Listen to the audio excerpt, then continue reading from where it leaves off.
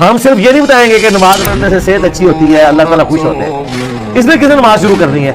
ہم بتائیں گے قرآن میں ہے وَأَقِیمُوا الصَّلَاةَ وَلَا تَکُونُوا مِنَ الْمُشْرِکِینَ، نماز قائم کرنا، مشرک نہ ہو جانا۔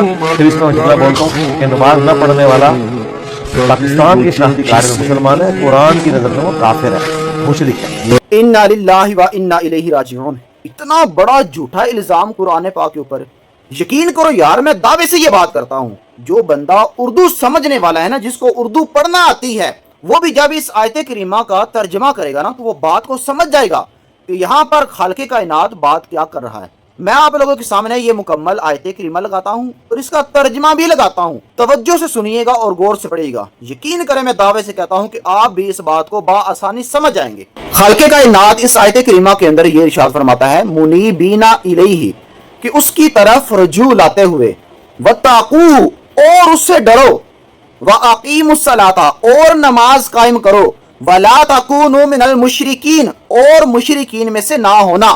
اگر آپ لوگوں نے تھوڑی سی بھی توجہ کی ہوگی نا تو آپ لوگ سمجھ جائیں گے۔ دیکھیں تین باتیں ہیں اس کے اندر، وَاتَّقُوهُ، اس سے ڈرو، وَأَقِیمُوا الصَّلَاةَ، اور نماز قائم کرو، وَلَا تَكُونُوا، اور مشرکین میں سے نہ ہونا۔ یہ تین علیحدہ علیحدہ باتیں ہیں۔ اس کا یہ مطلب نہیں ہے جو اس مرزا جلوی نے بیان کیا ہے، اس انجینئر نے بیان کیا ہے کہ جو نماز نہیں پڑھے گا قرآن اس کو کہتا ہے کہ وہ مشرک ہے۔ لا حول ولا قوت الا باللہ العلی العظیم، اتنا بڑا جھوٹا الزام قرآن پاک کے اوپر۔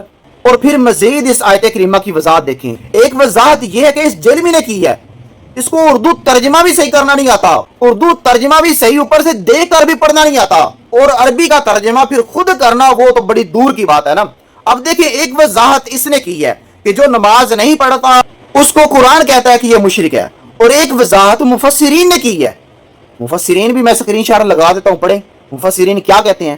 مفسرین بھی اس کے اندر یہی بات لکھتے ہیں کہ یہ تین علیحدہ علیحدہ باتیں ہیں، اور پھر جو مشرکین والا مسئلہ ہے نا وَلَا تَكُونُوا مِنَ الْمُشْرِكِينَ، اس کا مطلب ہے کہ ایمان لانے کے بعد رب کے ساتھ کسی کو شریک نہ ٹھہرانا، مشرک نہ ہو جانا۔ اور پھر مزید آپ لوگوں کے لیے آسان کر دیتا ہوں، یا شریک کسے کہتے ہیں؟ آپ لوگوں کو شریک کا نہیں پتا؟ اور شریک تو تب ہوگا، مشرک تب ہوگا جب وہ رب کی ذات یا صفات کے ساتھ کسی کو شریک ٹھہرائے گا۔ جس طرح رب کی ذات ہے، جس طرح رب کی ذات کی صفات ہے، اس طرح کسی اور ہستی کو مانے گا تو اس وقت وہ مشرک ہو جائے گا۔ صرف اور صرف نماز نہ پڑھنے سے مشرک نہیں ہوتا۔ ہاں اگر نماز کا وہ انکار کر دیتا ہے کہ نماز فرض ہی نہیں ہے، پھر بھی وہ مشرک نہیں ہوگا، وہ کافر ہوگا۔ کافر اور مشرک میں بھی فرق ہے۔ اب آپ لوگ حساب لگا لیں کہ جسے اردو ہی نہیں پڑھنا آتی تو وہ عربی کے اندر جو قرآن ہے اس کا ترجمہ وہ کیسے کرتا ہوگا۔ اس کی مثال میں نے آپ لوگوں کے سامنے رکھ دی ہے۔ اور جسے اردو ہی نہیں پڑھنا آتی وہ عربی کے اندر جو احادیث ہیں ان کو کیسے سمجھتا ہوگا، ان کا کیسے مطلب عوام کے اندر بیان کرتا ہوگا۔